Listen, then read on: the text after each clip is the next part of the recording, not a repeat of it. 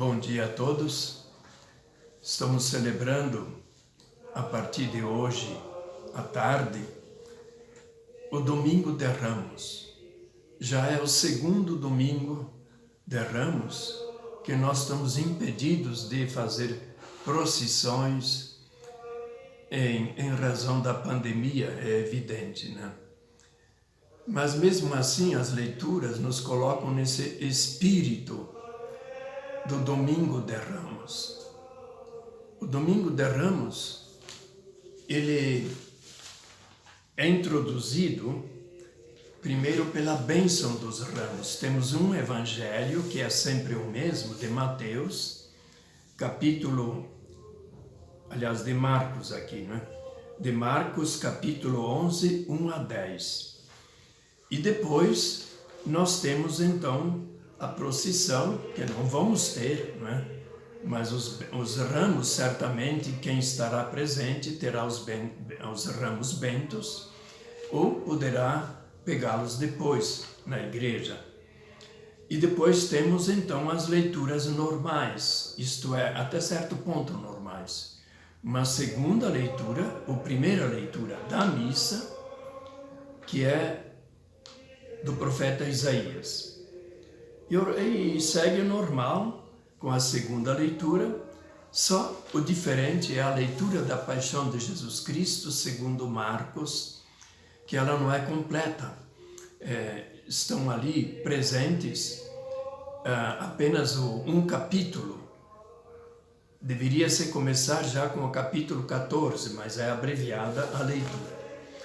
Então façamos primeiro o contexto do Domingo de Ramos, da bênção dos ramos, da entrada de Jesus triunfal em Jerusalém. Triunfal para os que o apoiavam, uma ameaça para os seus inimigos. O Senhor esteja convosco, Ele está no meio de nós. Proclamação do Evangelho de Jesus Cristo, segundo Marcos. Quando se aproximaram de Jerusalém, na altura de Betfagé e de Betânia, junto ao Monte das Oliveiras, Jesus enviou 2 discípulos, dizendo: Ide até o povoado que está em frente, e logo que ali entrardes, encontrareis amarrado um jumentinho que nunca foi montado.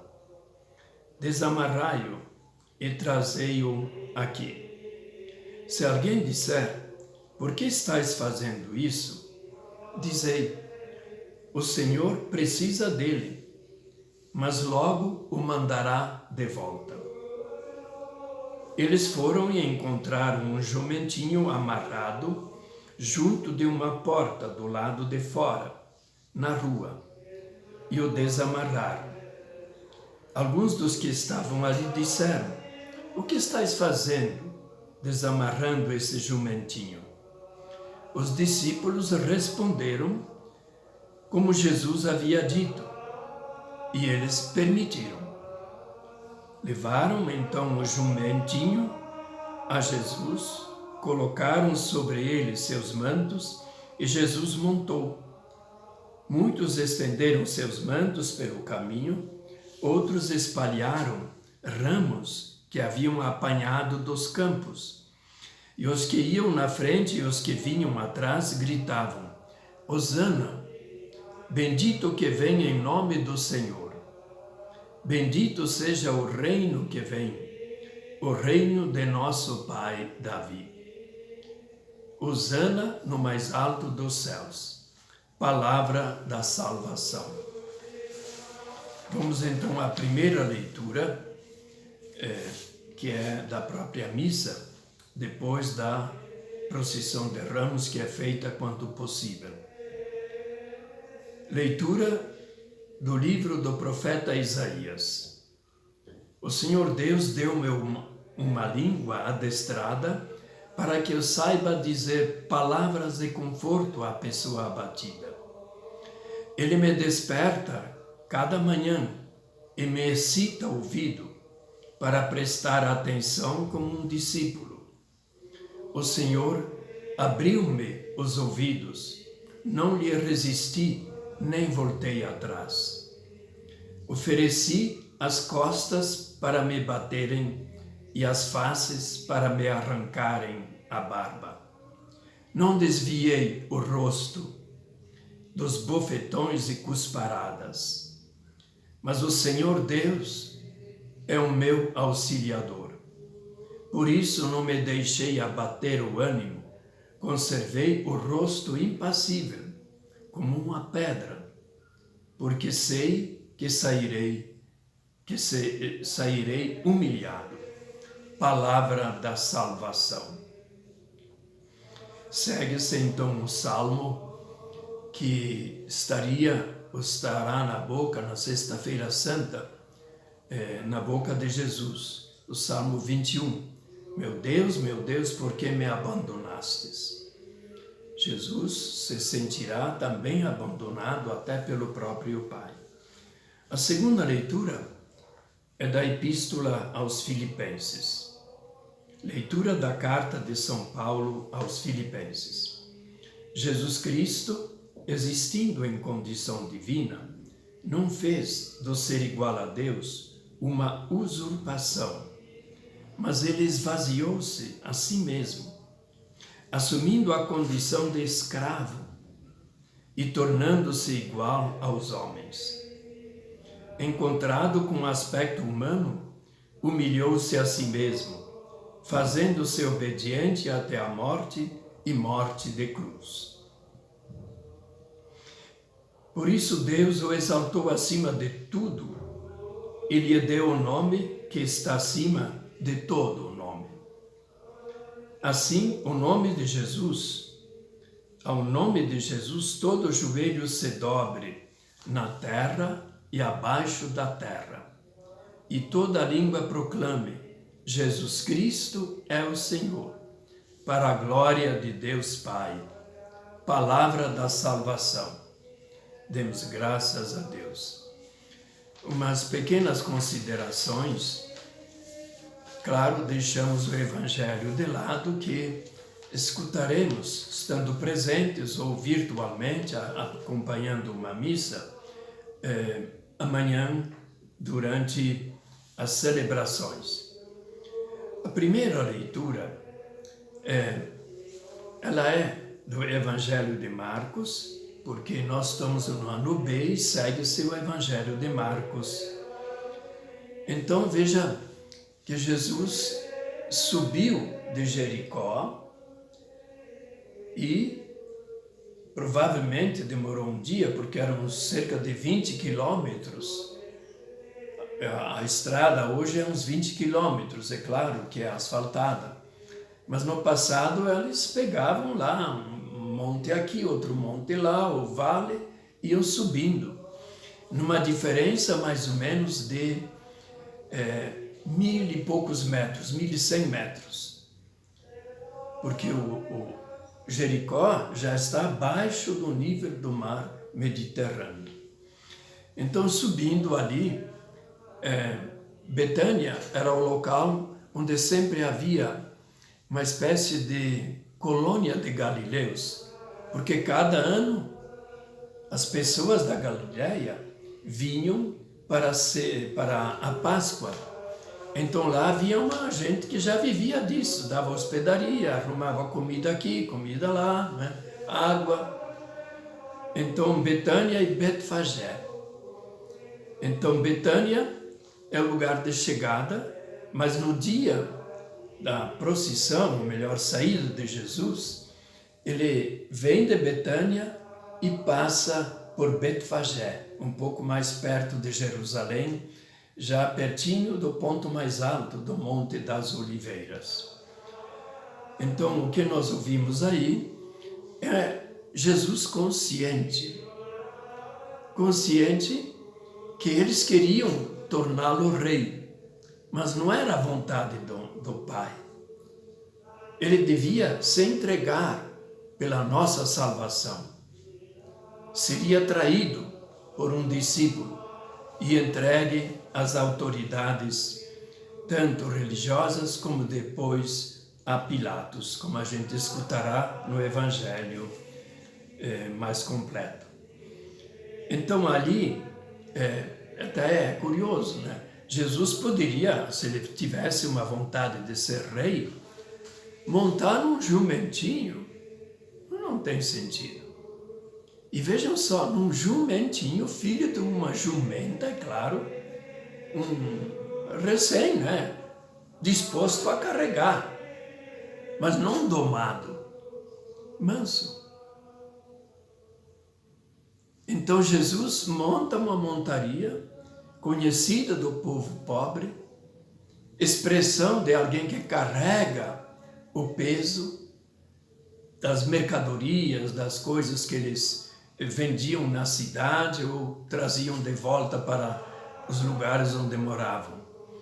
Então esse jumento, Jesus requisita. Provavelmente Jesus conhecia as pessoas e teria visto aquele jumento um pouco antes, né? E aí então eles cedem o jumento, Jesus monta e os discípulos que queriam fazê-lo rei, claro, fizeram o melhor possível.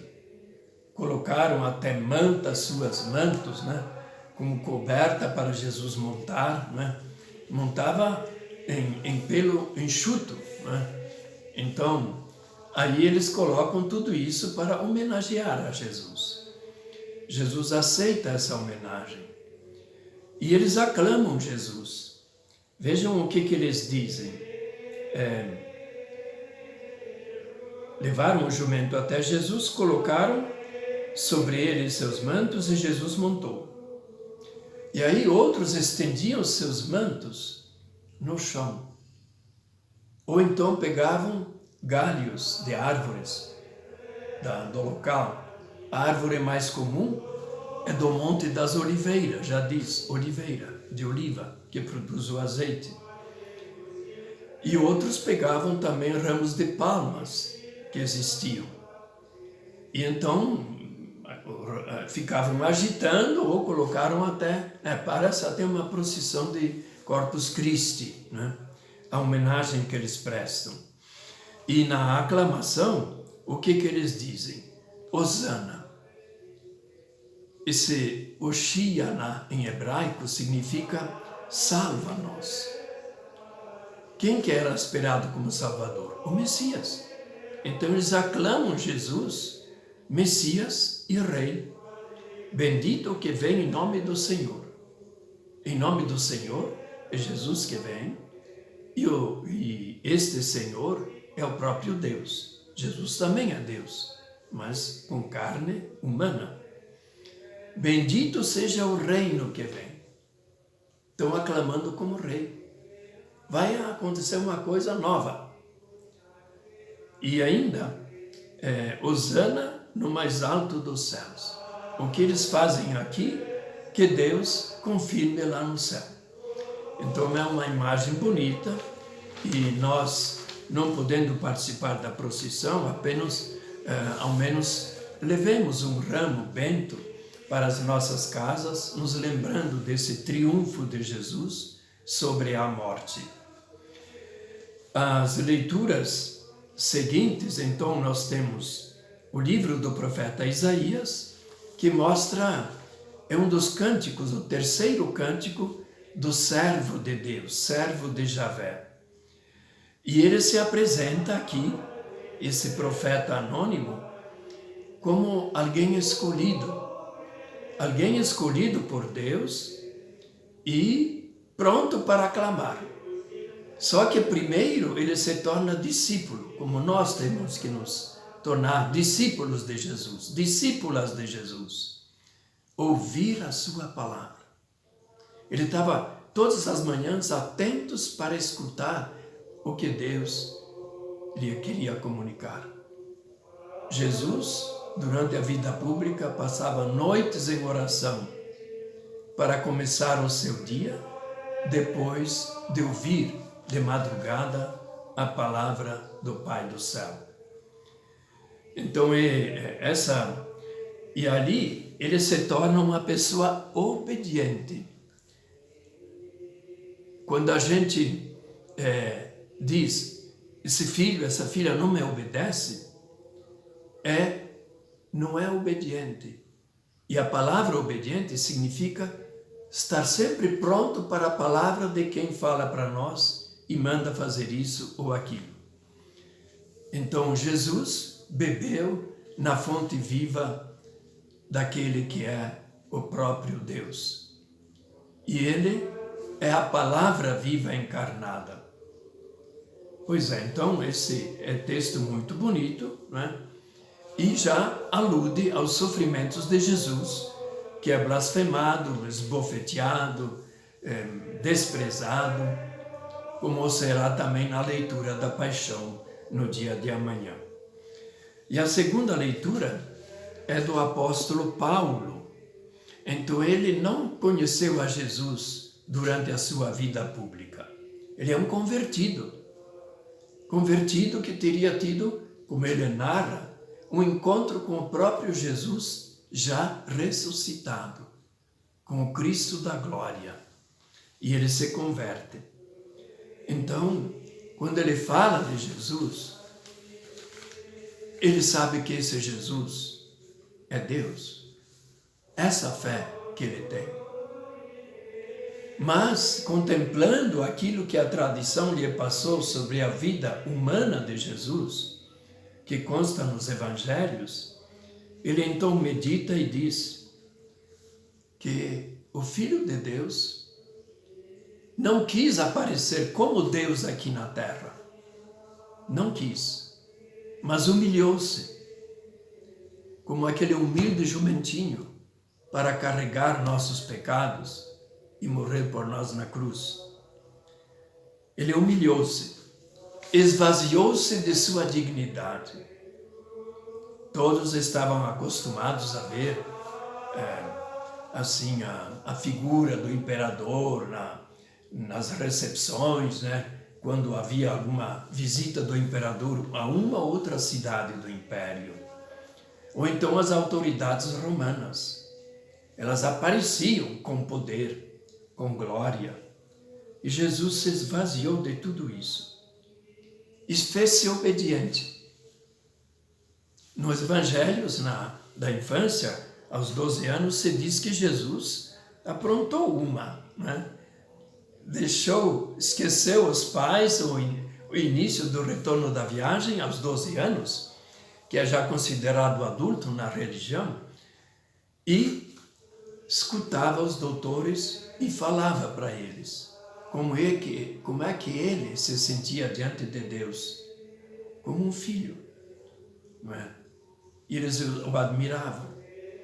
Então, Jesus humilhou-se durante toda a vida pública. Não fazia milagres para dar espetáculo. Fazia os seus milagres para ajudar as pessoas e para apontar para nós o caminho. Nós podemos fazer milagres. Vejam que milagres estão acontecendo durante a pandemia. Tanta gente de boa vontade, que muitas vezes nem é cristã, movimenta isso, movimenta aquilo, para dar pão a quem tem fome, para dar alimento a quem não tem emprego, a quem é biscateiro, e todos aqueles que trabalham pela saúde das pessoas afetadas pela pandemia.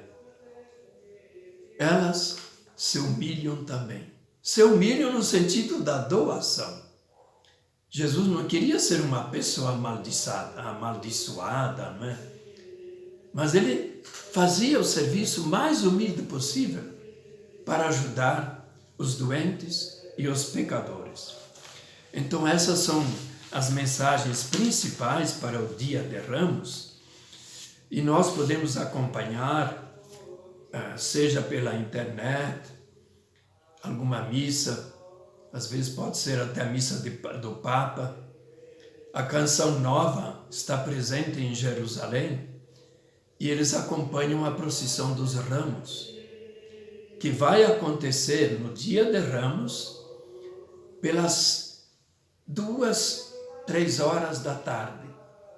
Havendo 5 horas de diferença, então eles já celebraram umas 5 horas antes de nós, né?